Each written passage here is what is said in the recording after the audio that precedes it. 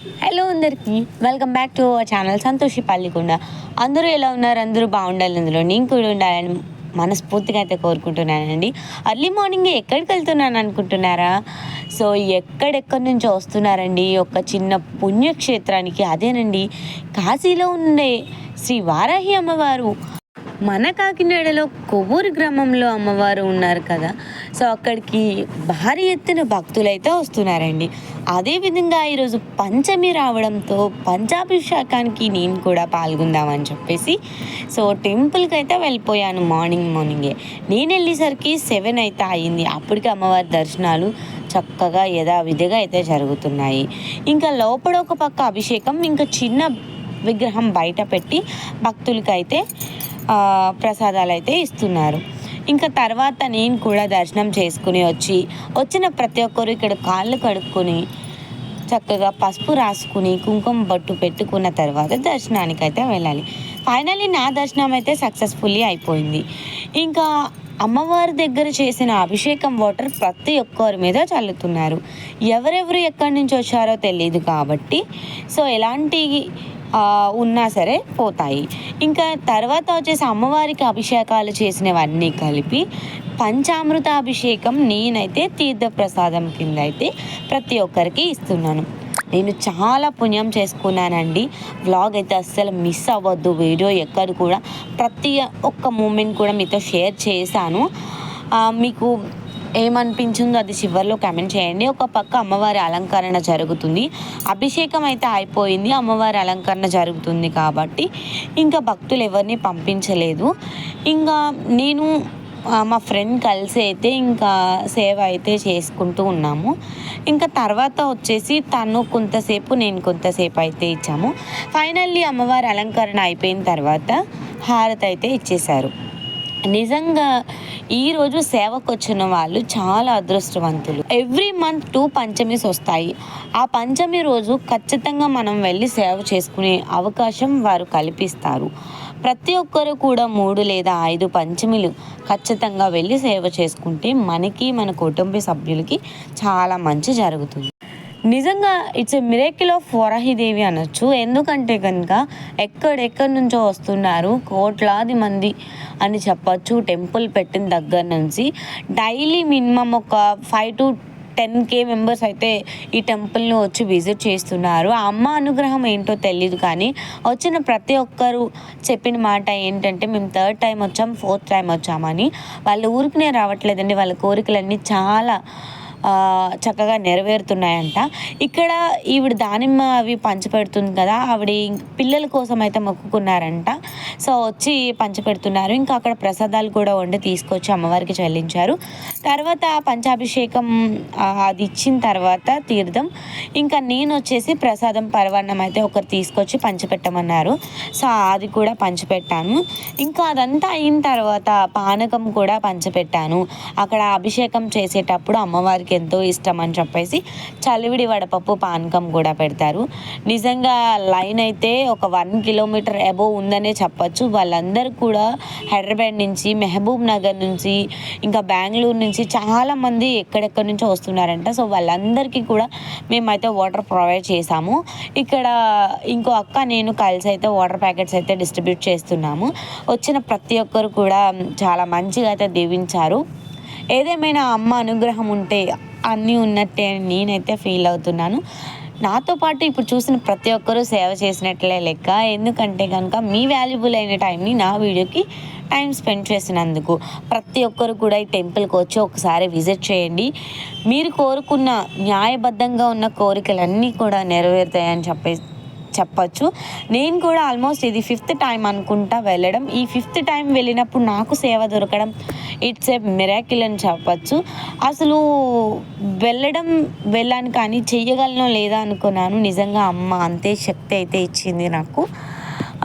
తర్వాత water packets అన్నీ పంచిపెట్టిన తర్వాత ఇంకా వచ్చిన భక్తులందరినీ లోపలికి పంపించడం, క్యూ లైన్ దగ్గర అయితే నుంచున్నాను.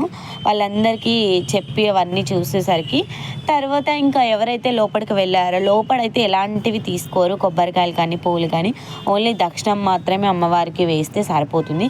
ఇంకా లోపల వాళ్ళు చెల్లించినవన్నీ కూడా బయటకు తీసుకొచ్చిన తర్వాత మేమైతే వాళ్ళకి ప్రసాదం ఇచ్చేవాళ్ళం. తీర్థం ఒకరు ఇస్తుంటే, ఒకరు ప్రసాదం ఇస్తుంటే, ఒకరు గాజులు నిమ్మకాయలు అయితే ఇస్తున్నారు. ఇంకా తర్వాత సేవ వాళ్ళందరినీ సపరేట్గా భోజనానికి అయితే పంపించారు. ఇంకా అక్కడ ఆంటీ వాళ్ళతో నేను కూడా భోజనం అయితే చేసేసాను. నిజంగా ఫుడ్ కూడా అమృతం తిన్నట్టు చాలా కమ్మగా అనిపించిందండి. వంకాయ అండ్ బీన్స్ కర్రీ, సాంబార్, వేడివేడి అన్నం, పరవాన్నం సూపర్ టేస్టీ అని చెప్పచ్చు. చిన్నపిల్లల దగ్గర నుంచి పెద్దవాళ్ళ వరకు చాలా ఇష్టంగా తినచ్చు ఈ ఫుడ్. ఎందుకు ఇంకా ఫైనల్లీ బయట సేవ అంతా అయిపోయిన తర్వాత లోపల సేవకు అయితే వచ్చేసాను.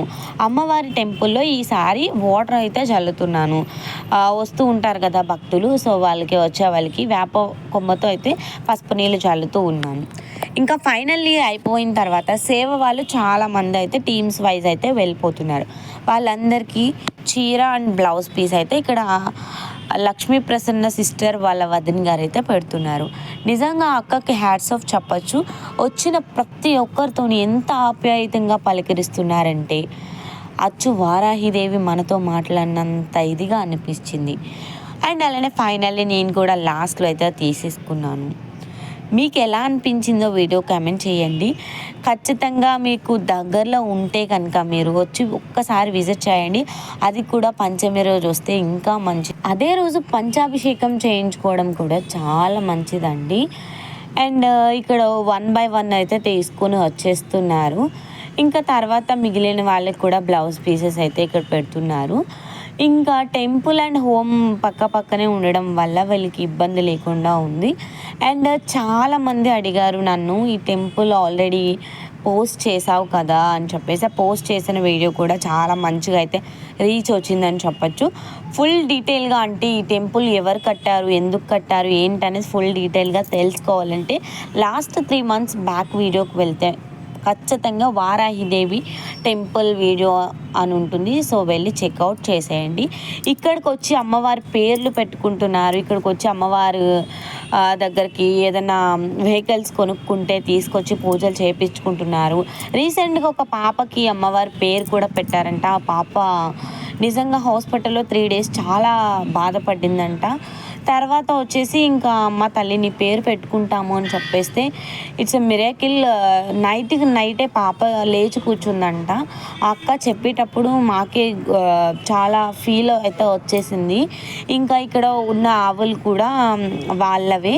ఇంకా వాటి పేరు కూడా వారాహి. అండ్ ఒకతను ఎవరో కూడా ఇక్కడ అంటే ఆవు పుట్టగానే తీసుకొచ్చి పేరు పెట్టించారు.